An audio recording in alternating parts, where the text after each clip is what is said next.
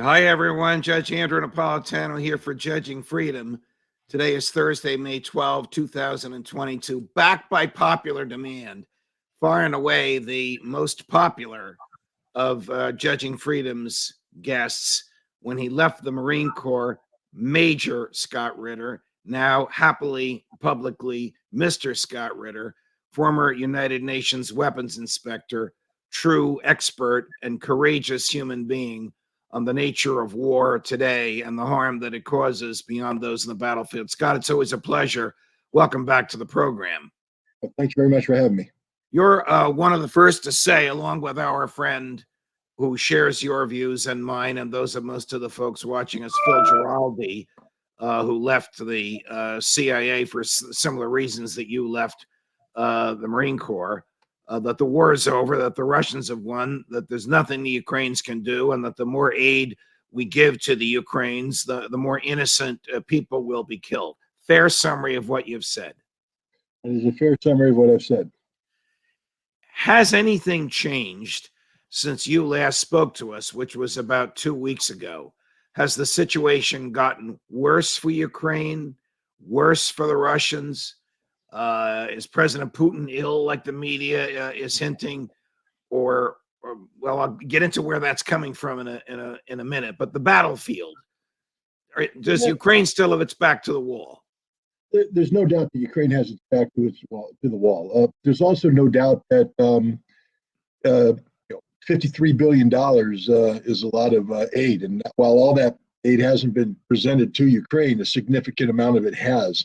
And it has prolonged this conflict. Russia is still prevailing. Russia continues to define this war as a special military operation. I think that's important for people to understand. Russia is not at war with Ukraine. Being at war with Ukraine would be a completely different, a different level of escalation and violence that would be brought to bear. This is a very limited conflict. It's bloody, it's deadly, but it is very limited with limited objectives that figure primarily on recovering the Donbass for Russian speakers, the newly declared independent states of Donetsk and Lugansk, creating a land bridge between the Donbass and Crimea, and then denazifying, demilitarizing, however Russia chooses to define that. But it is not about defeating Ukraine. It is not about destroying Zelensky. That's a completely different level. And Russia is accomplishing its tasks. I think one thing that has changed. Last time I think we talked, the war in the Donbass was the phase 2 was just beginning. And there was a lot of anticipation that this would be a little bit more freewheeling than it is. A lot of mobility, etc. Turns out that the Ukrainians have spent 8 years transforming their defenses into sort of a combination of Verdun and the Maginot Line. They've been pouring concrete and digging deep. And the Russians have been steadily defeating these defenses, but it takes time. It's taken more time. If this were a war, Scott, to defeat Zelensky, how different would it be? I mean, according to the news, now you could stop right there, but according to all the news reports, perhaps influenced by the CIA, but there are reporters on the ground, hospitals, schools, churches, apartment buildings, residential neighborhoods have all been attacked. What more or what worse would Putin's troops be doing if this were a war against Ukraine? First of all, let's just start with the premise that Russia is attacking locations that are protected under the international humanitarian law. That would constitute a war crime if Russia was targeting hospitals, schools, etc. Look, the Washington Post, which is no friend of Vladimir Putin, has been compelled to admit that the Ukrainians have converted normally protected areas into militarized zones. They've dug in, they've placed weaponry, they've placed ammunition. There's videos all over the internet of Ukrainian forces using schools as barracks, using churches as ammunition storage sites. So any destruction, I mean, at the end of the day, each allegation has to be investigated. It's irresponsible to make sweeping pronouncements about anything. But the evidence suggests that Russia is being very careful in its targeting, and that when it does target locations that are otherwise protected, it is done because the Ukrainians have converted into a military target, and Russia is applying the principles of military necessity and proportionality when striking this. But and the Washington Post also had to admit that the Ukrainians were using humans as civilians as human shields. Okay, all right, I understand that. But now, You mentioned the 53 billion, which is actually more than what Joe Biden asked for. I think whatever he asked the Congress for, they gave him more. How far can 53 billion go? Now we're talking about 53 billion in already present in Europe. Correct me if I have this wrong. Military surplus that belongs to the U.S. or to NATO. Is that right? We're not talking about giving a check to Raytheon to build something and ship it over there. We're talking about military surplus that's there that the Ukrainians have to learn how to use and repair when it gets damaged. correct, and we'll also include in that, for instance, we're paying the salaries of the Ukrainian armed forces. Ukraine has no functioning economy right now. Their government is not bringing in income, so they're broke. They're flat out broke, and we're underwriting everything. And part of this this money includes we're paying the salaries of the Ukrainian soldiers, and then there's a lot of civilian stuff that we're paying for. We're running Ukraine. Basically, the U.S. taxpayer isn't just rearming the Ukrainian military along the lines that you stated, using material that's warehouse stockpiled. It's not new production. It's stuff that much of it's already out of date, and the other stuff was mothballed. It's being brought out of mothballs and being turned over to the Ukrainians. They have to be trained on it. If it's going to survive on the battlefield, they have to have a logistical tail that's built full of maintainers and spare parts. This costs money. It takes time, but it's a lot of money. Let's remind your viewers that the total Russian military budget per year is around $40 billion. So we're giving the Ukrainians more than what the Russians spend in totality on their military in a year. So this is significant. Let me ask you geopolitically, how dangerous is this for the U.S.?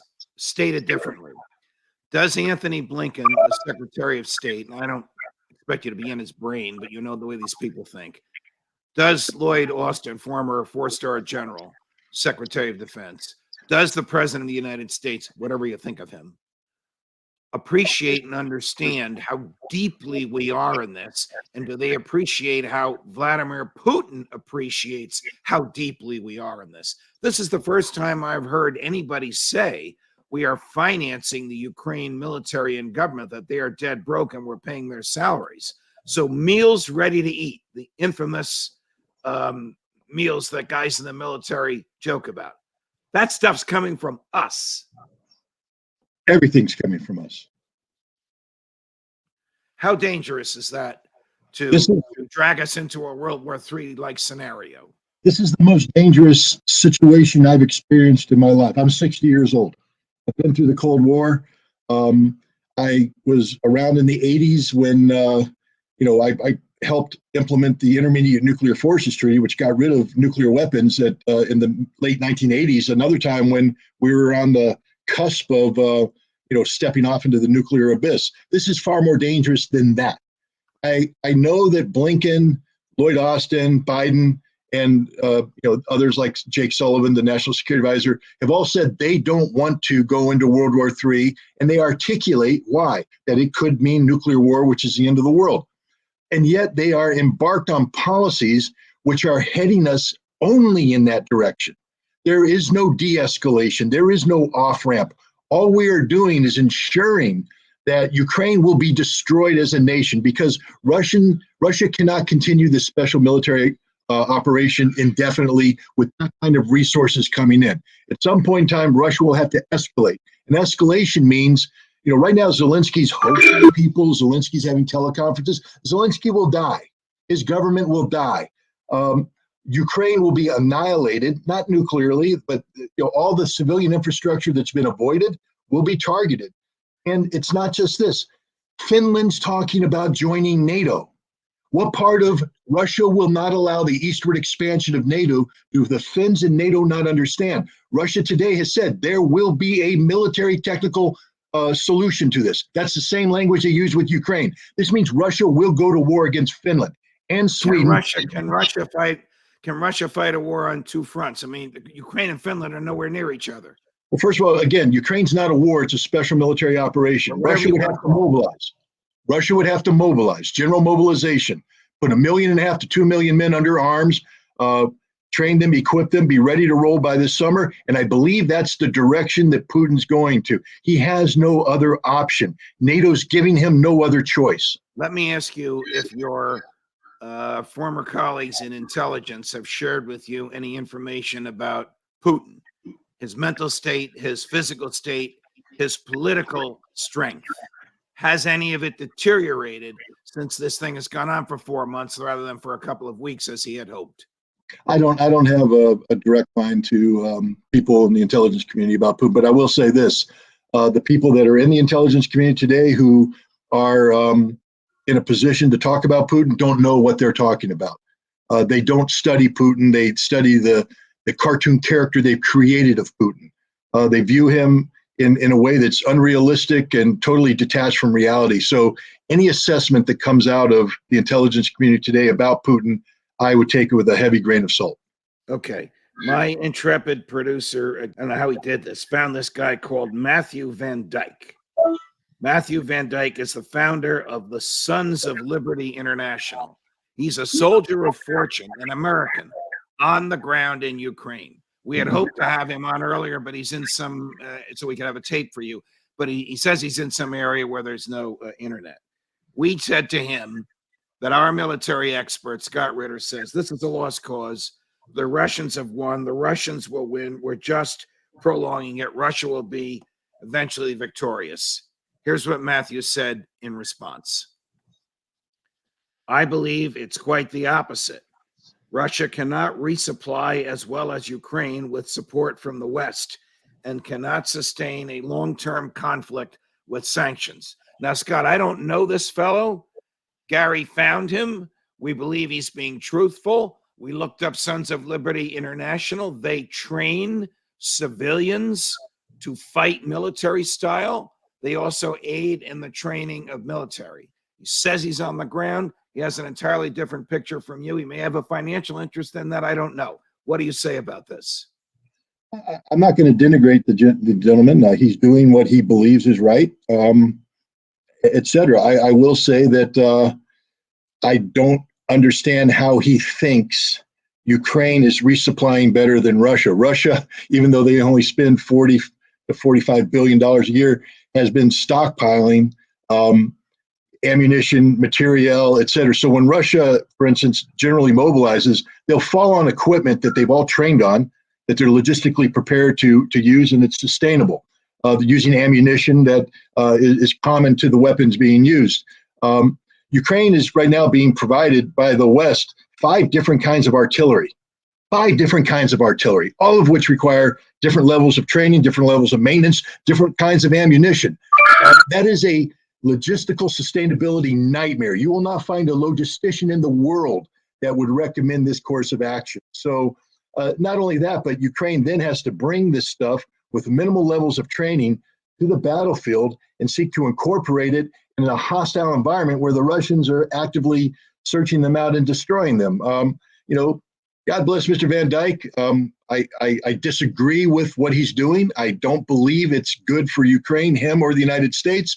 He's doing it. I'm sure he's a man of honor, but I will have to take exception. Now, I hope he survives because he's in harm's way. He's literally in harm's way, and he's going up against a nation that I've studied my entire life. And if he doesn't think he's a target, he needs to think again. He probably needs to think about his family, his loved ones, his future, and come home as soon as possible. We asked you this last time, so I'll ask you again. Does the Pentagon have a plan B, which would involve the use of American personnel in Ukraine? I mean, no. Joe Biden can't afford to lose this war, and he's made it his war, but you've argued he shouldn't have, any more than Vladimir Putin can afford to lose it. What will Joe Biden do? What will the Pentagon do if this gets worse? and we've just blown $55 billion as if they threw the cash into a fireplace.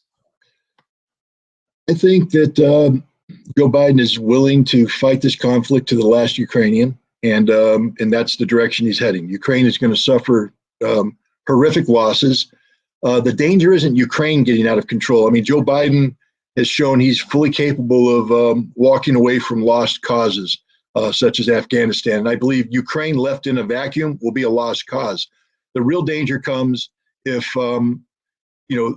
this expands into Finland, and now we see a chance for a Russian NATO conflict where American troops will become involved. That's not a plan B. That's something that nobody wants. Nobody says they want.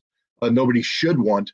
But it's the direction we're heading, and there just isn't an off-ramp right now. I don't see Joe Biden putting in place an off-ramp. And you can't speak of trying to deflect Russia away from conflict towards peaceful resolution while pouring in tens of billions of dollars of U.S. taxpayer money to sustain this fight. You think that NATO will accept Finland in light of what Putin said, and in light of the powder keg, tinderbox nature of the relationship between Russia and Finland, with NATO troops and weapons at the border, as you described it? Would NATO be foolish enough to accept Finland now? Why this eastward move, as if to bloody Putin's nose and taunt him into doing something? I think NATO's embarrassed by Ukraine. It's been an unmitigated disaster for them. They set Ukraine up to fail, and NATO is desperate for a win. And there are some in NATO who would view bringing Sweden and Finland in as a victory. But again, all one has to do is take a look at Finland. Let's just remember, Finland went to war against the Soviet Union in the 1940s, allied with Nazi Germany. The reason why Finland exists today is because of a peace treaty that they signed with the Soviet Union and continued with Russia that guaranteed the neutrality and perpetuity. Now, I don't know what the Finnish word for perpetuity is, but the English word means forever. And if Finland breaks this treaty, Finland is de facto declaring war against Russia. And anybody in NATO should take a close look at Article 10, which is the article that allows for the expansion of NATO, and understand that it is not an open door policy. It requires NATO to consider the application within the context of the overall security of the alliance. The alliance will be going to war if it allows Finland in. The alliance will be destroyed, either conventionally or nuclearly. There's no way anybody can articulate that Finland enhances the security of either Europe or the alliance. And I'm hopeful that one or more members will recognize that this is a suicide pill, and they will not vote in favor, or they will at least slow roll the Finnish and Swedish membership applications until which time the Ukrainian conflict is finished and maybe more rational minds can be brought to bear on how to resolve this problem. How much longer can the war in Ukraine go on? How much longer can the Ukraine military forces hold out? The special military operation is going to end sooner rather than later. I think Russia is making great headway, and they breached those defenses I spoke of. They're rolling up the Ukrainians. It's going to be over in days, if not weeks. But then the question is, what do you do with this rejuvenated Ukraine that's receiving tens of billions of dollars worth of arms, reconstituting their military? Russia just can't leave that sitting there. So I think you're going to see a transition from special military operation to war, general war, and this is a whole new ballgame. Again, I'm here to tell you, if you think you've seen violence on the battlefield now, wait until Russia declares war on Ukraine, and Ukraine will understand what total conflict looks like. It'll be the destruction of their nation. Scott Ritter, there's nobody like you. Thank you very much for joining us. Thanks for having me. Oh, thanks for all the emails and texts and questions, my friends. We don't have time to look at them, but thanks for watching. Thanks for listening. Thanks for liking and subscribing. Judge Napolitano for another lively session of Judging Freedom.